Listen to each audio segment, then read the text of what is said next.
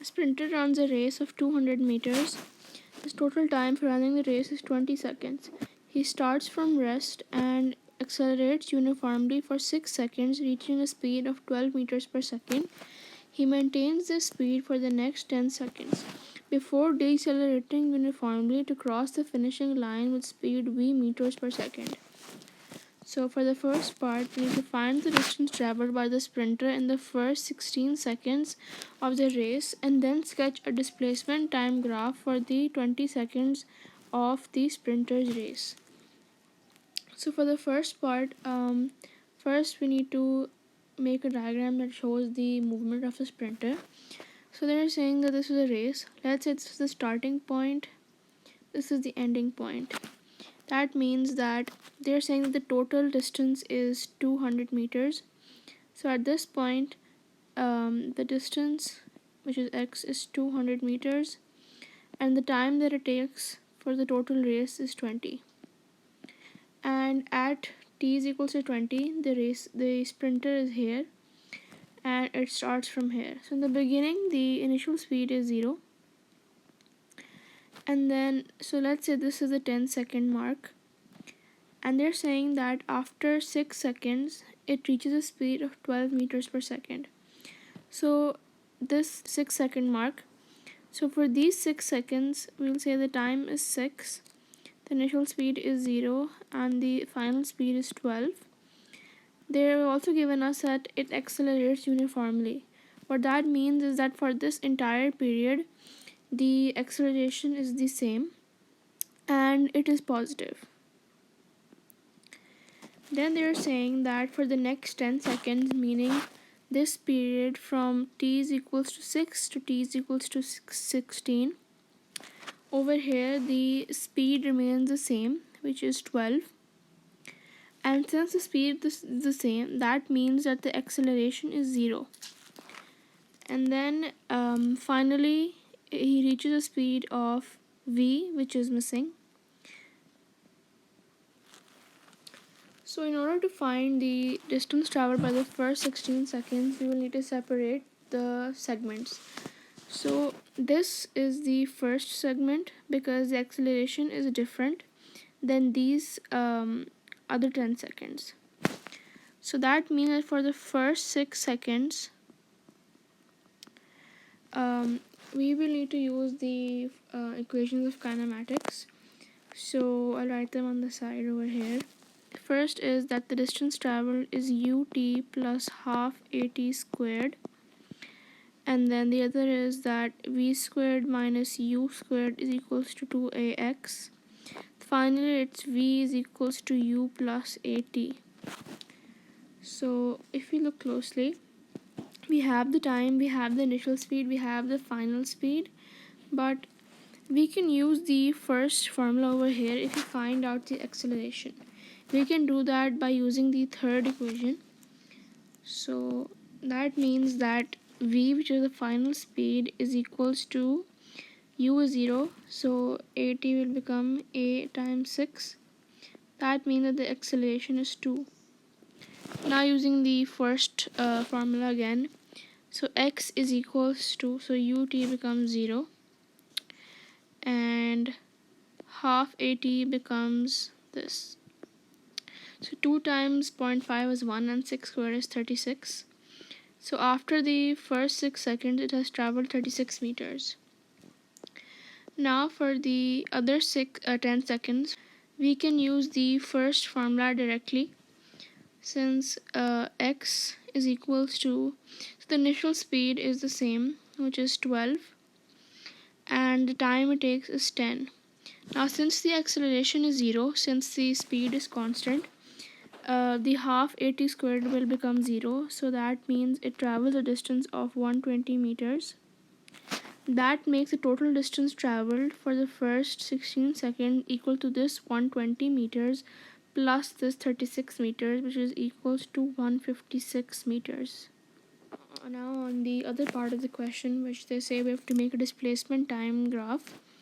So in this case, so we know that displacement is the distance of the object, which in this case is the sprinter, from its original starting point. So now in this case, in this scenario, distance is equals to displacement, because it is a race, and in the entire question they have mentioned that they're moving in one direction of the sprinter has not changed. So in this case, distance is equals to displacement. And so what we found out is that from t is equals to 0 to t is equals to 6, it traveled 36 meters. And then when the time was equals to 16, then it traveled a total distance of 156 meters. Sorry. So now we can plot those points, but first we need to label the axis. This is, I'll assume this is the midpoint, and this will become 100 meters. This will become 150, and this can become 50. As for the x-axis, this can become 10 seconds, this is 15 seconds, this is 5 seconds. So we know that it starts from the starting point, and at that point the displacement will be 0. And then at the 20-second mark, the sprinter has crossed the finish line, so that will be 200, since the total distance was 200. So I can use a ruler and approximate. Let's say this is that point, and then so we can plot this point 6 and 36. That is somewhere over here, and then the other 16 and 156, so that will be about here. Question, we were given some information which will determine the shape of these lines.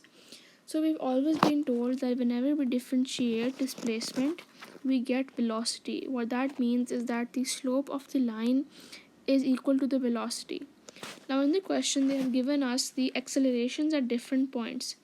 So from t is equals to 0 to 2 is equal to 6, they said that the acceleration was uniformal, meaning that it was the same.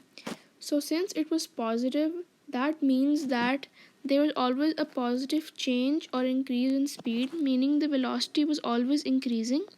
Hence the slope will be positive and increasing. So that means that the line will be concave up.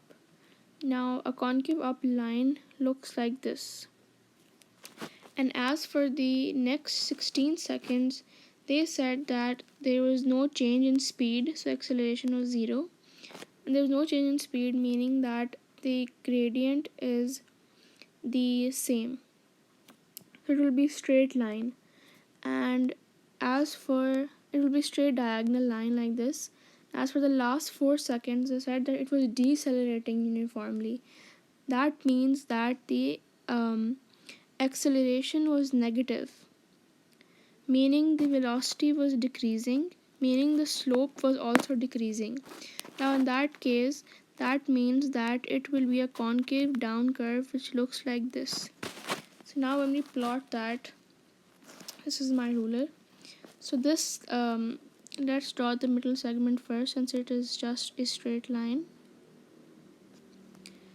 Now for the 0 to 6, it is concave up, which looks like this. And as for the third segment, it is concave down. Sorry, that's bad. Which looks like this. So with that, we're done with. So now as for the second part, we have to find out the value of v. Now v was the final velocity with which the sprinter crosses the finishing line.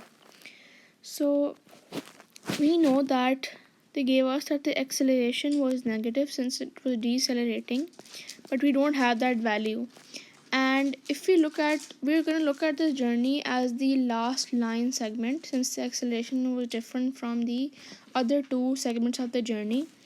So the time was equals to 4, which we are taking as from 16 to 20 seconds. And other than that, we know that the initial velocity was equals to 12, because at the t is equals to 16 mark, the velocity was 12. And then the final velocity we don't know either. Let's look closely at the first part of the question. They gave us that the total distance was equals to 200 meters. And then they made us find the distance traveled during the first 16 seconds, which was 156 meters. That means the distance traveled during the last 4 seconds must be 200 minus 156 meters, which is 44. Now, if we look at the equations of the kinematics, so the last one looks the best, but the final velocity and the acceleration both are missing. So before that, we will need to use the first one equation to find out the acceleration. So x, which is the distance traveled, is 44, and u is 12, and the time is 4, plus half times the acceleration times the time square. So 44 minus 44 is equals to 48, plus 8a.